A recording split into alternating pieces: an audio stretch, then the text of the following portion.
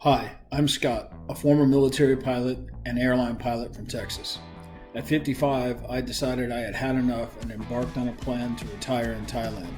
So I did my homework, sold everything, and moved to Thailand. Now I'm living the dream. Hey guys, welcome back to Texas to Thai. As you can see, I got my studio set back up. I've got the better cameras and lighting, so hopefully video quality will go up a little bit. Today's video is guaranteed to stir up some controversy, and probably I'll get my first hate mail. But I'm going to give you a status update on the nightlife here in Pattaya. Let's start with the problem, or at least the problem as I see it. There's been a shift or change in the Pattaya nightlife from how it was 10 years ago when I used to come as a tourist all the time, and that is twofold. Number one, the quality of the girls, and number two, the business model of a lot of the go-go's. Let me be clear, I'm no expert, okay? There's guys like Buzzing Pattaya or Everything Pattaya that go out and do in-depth research on prices, and they know the town way better than I do. I'm a novice compared to a lot of people. But I was a tourist here 5 years in a row, and I did have the stones to pick up and move, so I think I'm entitled to an opinion. So this may or may not jive with what you guys think, so feel free to hit me in the comments. Okay, first off, the business model. It seems, in my opinion, that a lot of the go-go's have tried to switch their business model from being an establishment where guys come to meet girls, pay a bar fine, and then go have a more private event, and turned it into more of a Western-style gentleman's club, where you just come in and drink and look at the talent. If that's your thing, great. If not, I think it's not, because I think that's why most of us flew to Thailand the first time to begin with. Who's to blame? Well, let's blame COVID, or at least Thai government's response to COVID. They were so harsh and it crushed this industry so bad here in Thailand that business owners had to do something. So a lot of the girls started doing the webcam stuff. Sponsorships were probably on the uprise, and it's just had an effect on the talent pool here in the bars in Thailand. And the business model that a lot of the bar owners maybe had to, I don't know what the motivation was, and I don't have enough stroke with my small little channel to go interview guys, so I kind of get my information from some of the more popular YouTubers, but I have spoke with some of them personally. And it seems to be that some of the real lookers are getting maybe $1,500, $2,000, $2,500 baht per night salaries from the bars, and then they can make up the rest of it with some lady drinks. So they're making 3,000-4,000 baht per night without ever leaving the club. So they're just not bar finding as much. I was out the other night. I went to 6 different bars, and I saw one girl, just one girl, get bar fined by one guy. Now that was 6 bars over a 6-hour period, and only one person. So certainly things have changed, because I know back in the day, you had to get here early to bar find the good ones, and I hear from some of the old pros that some of these really popular girls would get bar fined more than one time in a night, 2 or 3 times in a night. That certainly is not happening right now. Okay, so now let's talk about the quality of the girls. Okay, this is where it gets a little sticky, because everybody's got their idea of what is or is not beautiful. I'm going to stick with the tried and true method of rating the girls on a 1 to 10 scale, and again, even that's going to be subjective. Everybody's a little bit different. For instance, if you're into the really curvy Latina type girls, well, your 10 is different than my 10. But if that's what you're really into, you're probably not watching a Thailand video. So I will try to stick to Thai models when I create my scale from 1 to 10. So I Googled the most beautiful woman in the world, and this is who I found. I think things like hair, eyes, high cheekbones, lips, body, all the things on the list are things that we can all agree upon. Here we have a true 10. I challenge anybody to find something wrong with this beauty. Next up, a 9. Got everything that the 10 has, just not quite as hot. I call this one an 8. Great body, but the face is just missing a bit. Now we get to the 7s, and you are going to find a ton of 7s, especially in the beer bars. A lot of these girls are cute, and a lot of guys would be happy. Just not an 8. And here we get a 6. A 6 is a 5. That's a little bit better because of one feature. This girl's got big lips, so I gave her a 6. Here's a 5. Remember, 5 is average. It's right in the middle.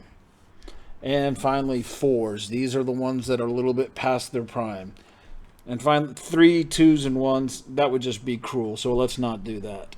All right, now that we have a scale, let's review some of the nightlife in the Soy Bacau LK metro area. First up is Sugar Sugar. I go in here all the time, and I'm not sure why. I think it's just the location. They had about 50 plus girls, several 8s, but no 9s or 10s. Next up, Catch Me If You Can. Small club, only had 12 girls, mostly 7s, and there were a couple of 8s and 9s, maybe. Just depends on your taste. Then it was Impulse, 20 plus girls, maybe closer to 30. A few bolt-ons and several 8s, a few 9s, and the theme there is really cool. It's the waitresses are all dressed up like EMS technicians, and they have a medical theme. It's just kind of a fun little bar. Next up, Sluts. 40 plus girls, room full of 7s, but plenty of 5s, and a few 8s. Their San Miguel prices were 120 baht, so the price on beers is starting to go up as I work my way around the corner. Then we hit the Crystal Club. There were at least 24 girls in there, mostly 6s and 7s, a few 8s, certainly no 9s or 10s. Then I hit Queens.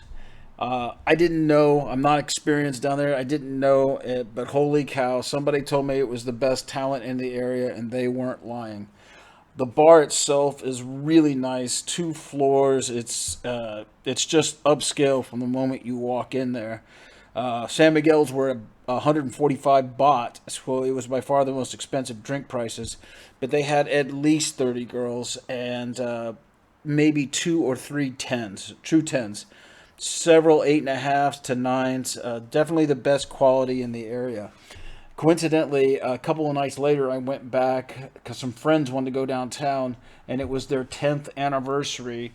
And brother, you couldn't even get a seat in the place. It was absolutely packed to the rafters, and the talent that night was off the charts. All right, so that covers the Go-Go's. But we all know there's a lot more to Thai nightlife than just the Go-Go's. The beer bars outnumber the Go-Go's 10-1 here. So how are those? Well, I would say they're about the same. Loaded down with plenty of 7s or 8s, and if that's your thing, not awesome, because you're going to have a good time. A lot of my best friend, when he comes, he doesn't even like the 10s because they're just too much of a headache. He'd rather have a great time with a funny 7. So to each their own, and there's nothing wrong with whatever floats your boat. But in my opinion, the beer bars are about the same, maybe a little bit less quality, loaded with tons of 6s, a few 7s, and a diamond in the rough 8 now and then. Of course, you got to swim backstroke through seas of 3s and 4s to get there, and occasionally run away from a 1 or a 2.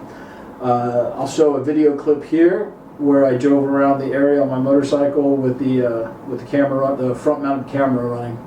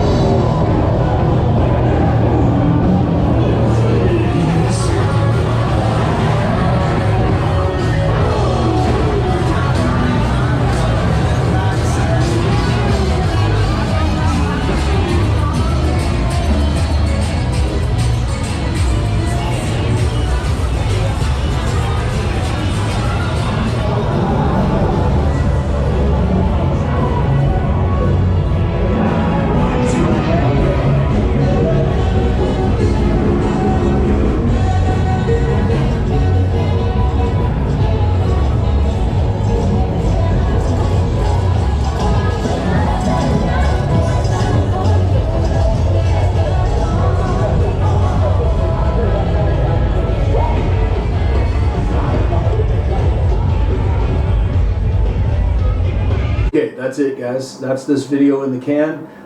If you agree, great. If you disagree, feel free to leave a comment. Let's keep it respectful, and I will be respectful to you and kind. If you like the video, you know what to do. Hit the like button, subscribe, share the video. We're almost at 100 subscribers. I know that's comical compared to some of these guys that have 10,000 subscribers or more, but you got to start someplace. So thanks for watching, and we'll see you next time.